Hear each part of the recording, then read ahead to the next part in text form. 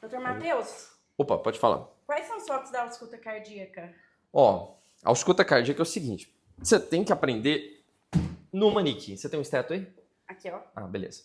Olha só, o primeiro foco que você tem que ter uma noção na ausculta cardíaca, você vai contar os espaços intercostais e vai identificar logo aqui do lado do externo, à direita, o foco aórtico, tá certo? Espelhado para o lado esquerdo, você vai encontrar o foco pulmonar, que vai falar sobre a válvula pulmonar. Uma costela abaixo, você vai ter o foco aórtico acessório, mas ele não é principal, tá? Ele é acessório. Então vamos falar só dos principais.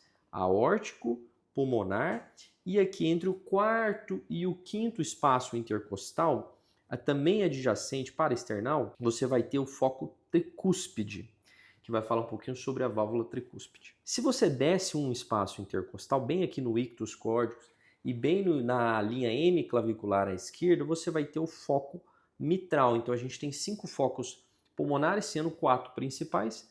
Aórtico, segundo espaço intercostal, à direita. A gente tem o pulmonar, segundo espaço intercostal, à esquerda. E o tricúspide no quarto, quinto espaço intercostal à esquerda, para external. E na linha hemiclavicular, você tem o foco mitral.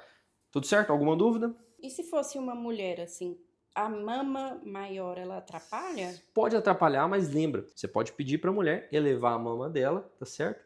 Para a gente poder fazer a ausculta adequada do foco mitral, tudo bem que geralmente é esse que atrapalha. Então pensa você deixar de diagnosticar uma insuficiência mitral, alguma alteração valvar, só porque você ficou com esse receio. Claro que você vai pedir com gentileza e vai fazer um diagnóstico mais preciso.